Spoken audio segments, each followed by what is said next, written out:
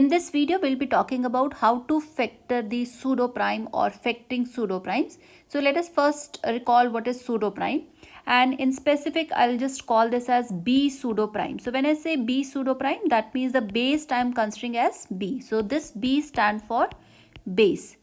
We can say, let's just quickly recall this definition. A composite integer n greater than 1, this is called a B pseudo prime if b to the power n minus 1, this is congruent to 1 mod n. So let us consider an example.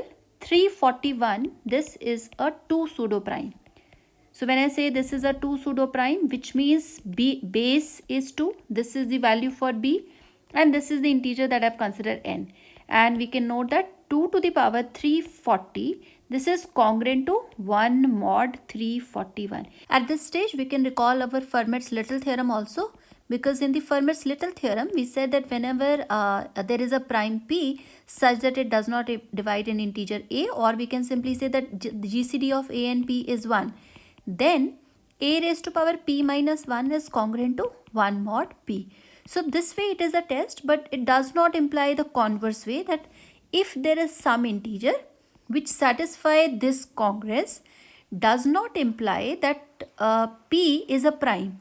Or I can simply say that if a raised to power p minus 1 is congruent to 1 mod p, if this congruence hold, this does not imply that p is a prime. And this is the example corresponding to this one. You can see that 2 to the power 340 is congruent to 1 mod 341. Here the GCD of 2 and 341 is 1. So this satisfies this condition, that whenever the GCD of a and p is 1 and it satisfies this type of the congruence, but this does not imply that p is prime, such integers 341, these integers are called pseudo prime. So in this case, this particular integer is called pseudo prime.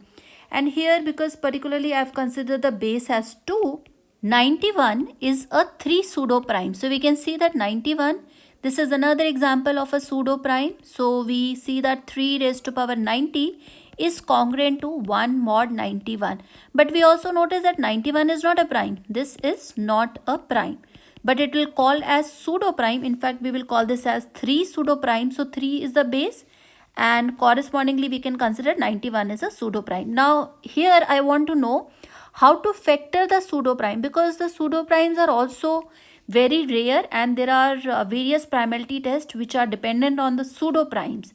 So how to factor an integer which is a pseudo prime? So here is the algorithm for factoring the pseudo prime.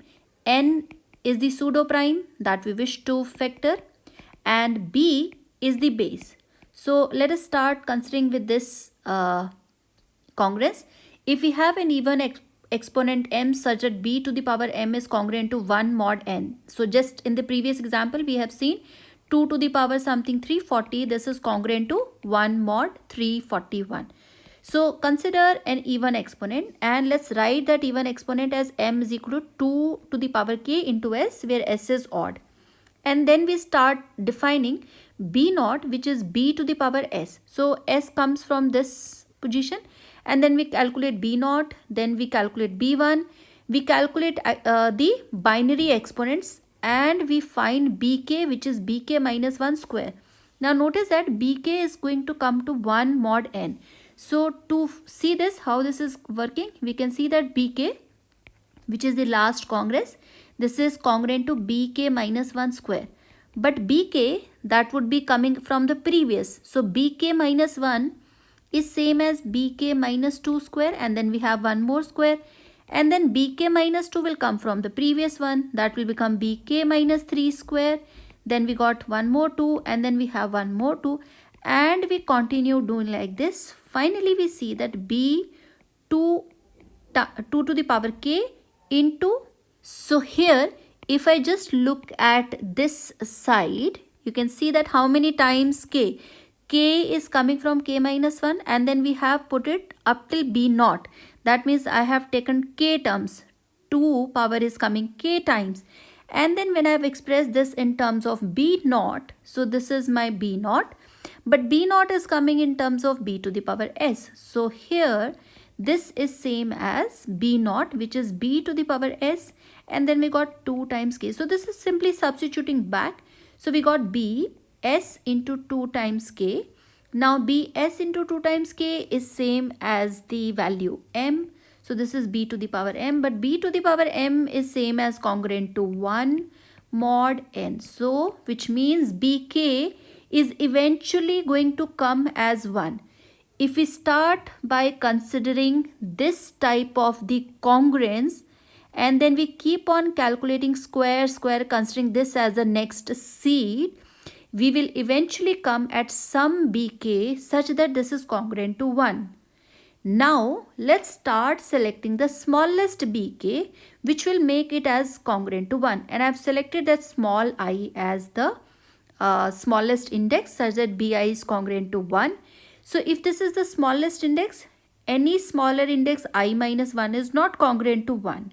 So here when this I minus 1 is not congruent to 1, this means bi is same as bi minus 1 square from our construction, and then we have mod n, and we have just shown that bi is the smallest which is congruent to coming up 1 with respect to mod n. So I can consider this as bi minus 1 square congruent to 1 mod n. Now here I am going to use my previous algorithm that I did in my last video, and there we have shown this, that whenever we want to factor n, that is the generalized Fermat's theorem, if we want to factor any integer n, we can write it as x square congruent to y square mod n. So we need to search for those x and y such that x is also not congruent to plus minus y mod n. If these two conditions are satisfied and we got the GCD of x minus y comma n, this is a non-trivial factor. So this will give us non-trivial factor of the integer n. So now I am going to follow something similar. This is like x and here this is like y.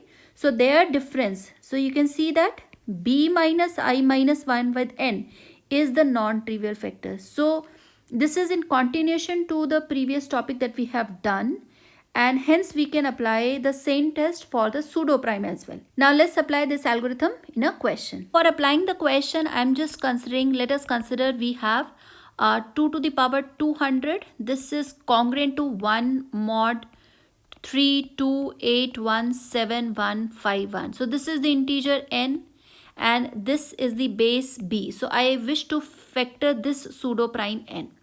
So now we can see what is in the exponent of 2. So m is 200, that is the even integer, that is the even exponent, and this I must need to write in the expression 2 to the power k into s.